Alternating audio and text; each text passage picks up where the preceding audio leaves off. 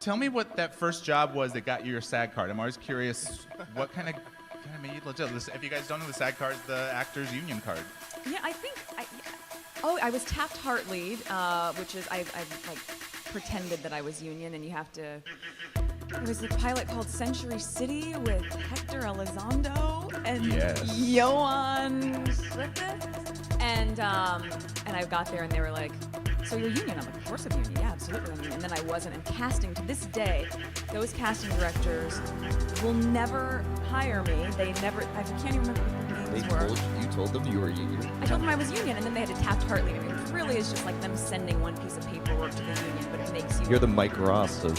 I was such a fraud. What happens when a fairy tale turns into a financial nightmare? Meghan Markle and Prince Harry, the Duke and Duchess of Sussex, traded royal duties for a bold new life in America, promising freedom, purpose, and a fresh start. But now, whispers of federal investigations, shady deals, and a crumbling empire threaten to unravel it all. Are they really facing legal trouble? Or is this just another wave of tabloid frenzy? Let's dive into the rumors, the drama, and what's really going on behind the scenes. Let's start with Archewell, their flagship charity and media brand.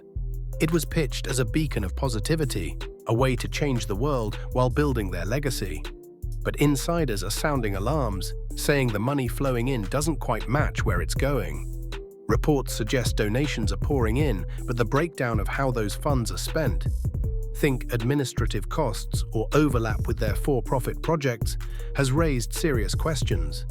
There's even chatter that donor money might have been funneled into ventures that personally benefit Meghan and Harry. These are unverified rumors, not proven facts, but when questions swirl around a charity's finances, people take notice. And there's more trouble brewing. Then there's their massive Netflix deal. It looked like a dream partnership, millions to create content, blending royal charm with Hollywood flair. But dig deeper, and you'll hear whispers of broken promises. Sources claim Meghan and Harry may have overpromised what they could deliver, leaving Netflix execs frustrated with delayed projects and scrapped ideas. Some say they leaned heavily on their royal status to seal the deal, but when the cameras stopped rolling, the results fell short. These are just industry rumors, but Netflix isn't known for patience when money's on the line. Could this be a crack in their empire? Now, let's talk Spotify. Their multi-million-dollar podcast deal sounded like a slam dunk, but it fizzled out after just a few episodes. At first, it seemed like creative differences or burnout, but reports suggest Spotify's internal audits flagged issues with contract terms and performance. Nothing illegal has been confirmed, but the swift end to the partnership has people talking. Was it a bad fit, or is there a deeper story? The rumors keep piling up. Here's where things get heavier. Word is that US federal tax auditors are scrutinizing Archewell's filings. No official statements have dropped, but when federal agencies start poking around, it's not something you brush off. Insiders say the focus is on whether their financial records add up, especially with international money and high-profile partnerships in play. For global figures like Meghan and Harry, this kind of scrutiny is a big deal. If donors or partners feel misled, it's not just a PR issue. It could mean serious legal heat. But the drama doesn't end there. Those royal titles are another sore spot. Meghan and Harry stepped back from the monarchy, but never stopped using their Duke and Duchess status. From Netflix pitches to charity branding, their royal connection is front and center.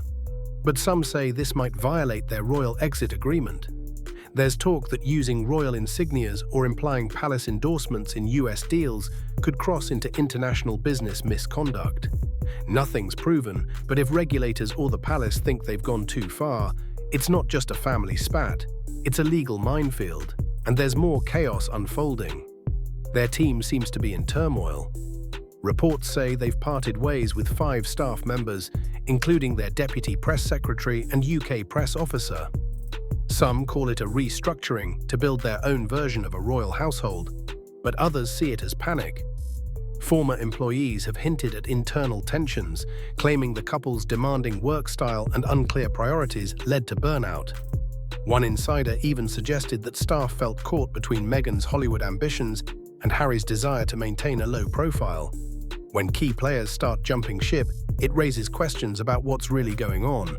Sources say the couple isn't panicking yet, but they're lawyering up and drafting PR strategies to stay ahead of the storm. Is this the calm before a bigger crash? Here's a new angle. Their public image is taking a hit.